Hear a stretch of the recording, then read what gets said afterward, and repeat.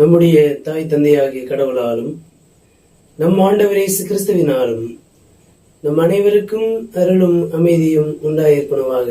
ஆமேன். கண்களை மூடி ஆண்டவரை நோக்கி வேண்டிக் கொள்வோம். எங்கள் கற்பாரையும் மீட்பெருமாகிய ஆண்டவரே, எங்கள் வாயின் சொற்களும் எங்கள் உள்ளத்தின் நினைவுகளும் உம்முடைய திருவுளத்திற்கு ஏற்புடையனவாய் இருப்பனவாக. ஆமேன். கிறிஸ்துவுக்குள் அன்பான சகோதர சகோதரிகளே, உங்கள் அனைவரையும் இந்த புதிய நாளில் சந்திப்பதிலே மிகுந்த மகிழ்ச்சி அடைகிறேன். இந்த நாளிலே உங்களோடு கூட பகிர்ந்து கொள்ளும்படியாக ஆண்டவர் அருளுகின்ற வார்த்தை எரேமியா இறைவாக்கினர் நூல் 33ஆம் பிரிவு 6ஆம் திருவசனம். ஆயினும் நான் அந்நகரின் காயங்களை ஆற்றி குணப்படுத்துவேன், அம்மக்களுக்கு நலன் அளித்து நிலையான நிறைவாழ்வை வழங்குவேன். ஆயினும் நான் அந்நகரின் காயங்களை ஆற்றி குணப்படுத்துவேன், அம்மக்களுக்கு நலன் அளித்து நிலையான நிறைவாழ்வை வழங்குவேன். கிறிஸ்துவுக்குள் அன்பான சகோதர சகோதரிகளே, நாம் படிக்க கேட்ட இந்த திருவசனத்தின் வழியாக ஆண்டவர் அருளுகின்ற செய்தி, இஸ்ரேல் யூத மக்கள், குறிப்பாக யூத மக்கள் பாபிலோனிய சிறையிருப்புக்கு போவதற்கு முன்பாக எரேமியா இறைவாக்கினர் யூத மக்களை கண்டித்து உணர்த்துகிறார்.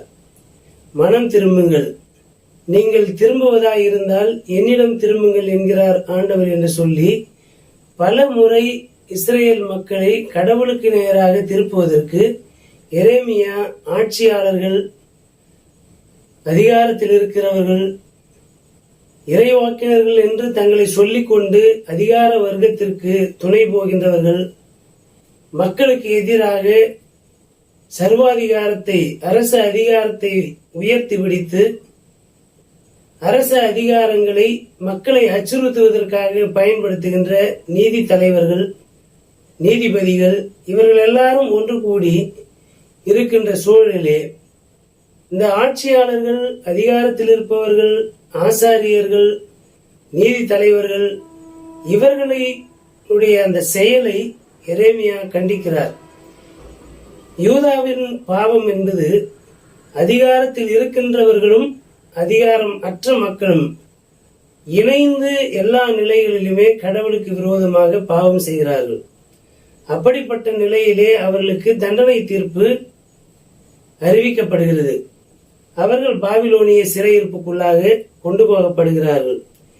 சிறையிருப்பிலே இருக்கின்ற போது யூத மக்கள் மனம் திரும்புகிறார்கள். மனம் திரும்புகின்ற அந்த சூழல் என்பது உடனடியாக நடைபெறவில்லை.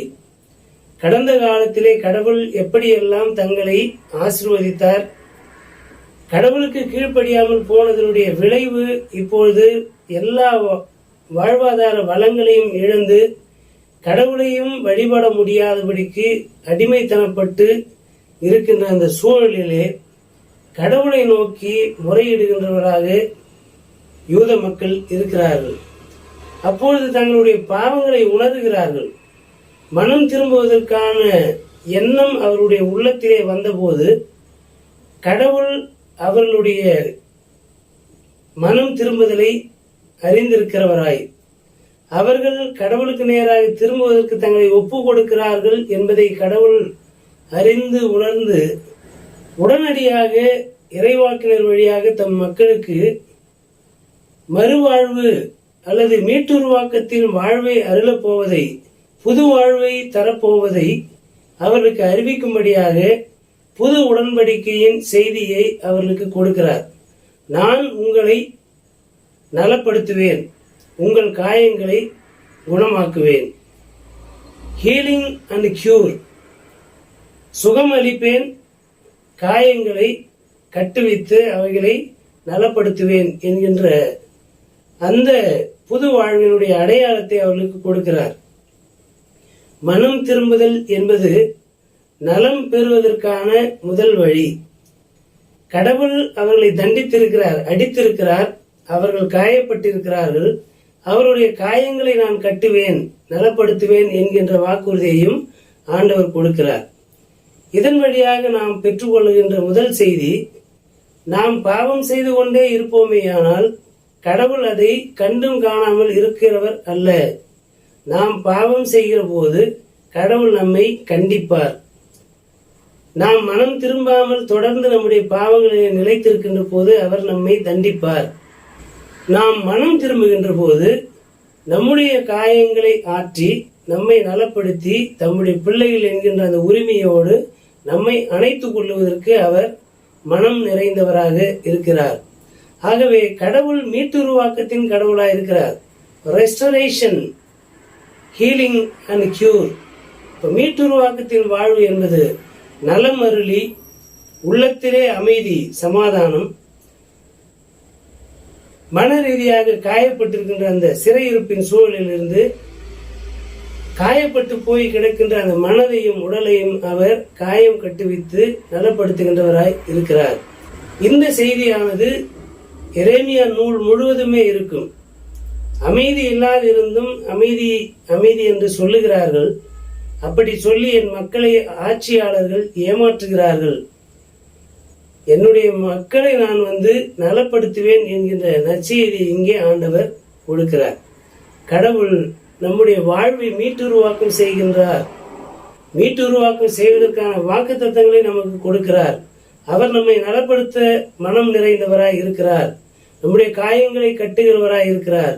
நமக்கு அமைதி அருளுகின்ற ஆண்டவராய் இருக்கிறார் என்பதை உணர்ந்து நம்முடைய பாவங்களை நாம் விட்டுவிட்டு நம்முடைய பாவங்களை அறிக்கை செய்து ஆண்டவரிடத்திலே மனம் திரும்புவதற்கு இந்த நாளிலே அழைக்கப்படுகின்றோம். ஆகவே சிறையிருப்பின் சூழலிலே மனம் கசந்து போய் இருக்கின்ற அந்த யூத மக்களுக்கு புது வாழ்வை அறிவிப்பதிலே கடவுள் காலம் தாழ்த்துகின்றவராக இல்லை. மனிதர்கள் சில நேரங்களிலே தண்டிப்பதற்கு தீவிரமாயும் மன்னிப்பதற்கு மிகவும் தாமதமாயும் இருக்கின்றவர்களாக இருக்கிறார்கள். ஆனால் கடவுள் அப்படிப்பட்டவர் அல்ல. கடவுள் மக்களை தம்மிடத்திலிருந்து விலகி போகின்ற தம்முடைய பிள்ளைகளையும் கூட தண்டிப்பதற்கு அவர் தாமதப்படுத்துகிறார். நீடிய பொறுமை உள்ளவராய் இருக்கிறார். ஆனால் மன்னிப்பதற்கு அவர் காலம் தாழ்த்துவது கிடையாது.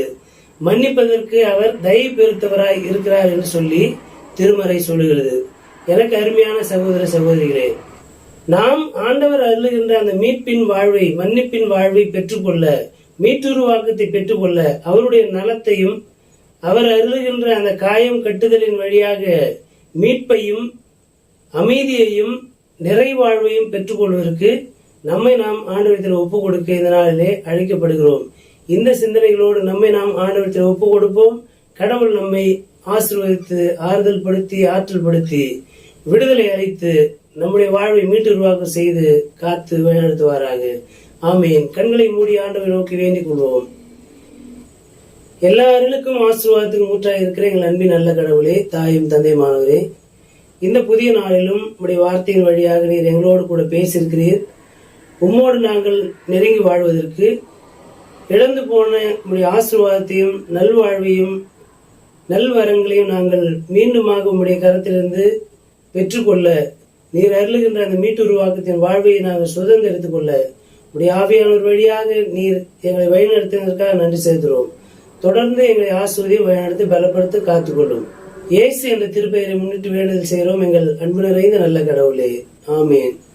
அனைத்து ஆற்றல் நிறைந்த நம்முடைய தாயும் தந்தையுமாகிய கடவுளுடைய அன்பும் நம்முடைய ஆண்டவர் மீட்பெருமாகிய இயேசு கிறிஸ்துடைய அருளும் அமைதியும் தூய் ஆவியானுடைய வல்லமையுள்ள பாதுகாப்பு பராமரிப்பும் மாறாத நித்திய உடன்படிக்கை உறவும் ஐக்கியமும் வழிநடத்துகிறோம். நம் அனைவரிலும் நீடித்து நிலைத்திருந்து வழிநடத்தி காப்பனவாக. ஆமேன். எல்லாருக்கும் தோத்திரம்.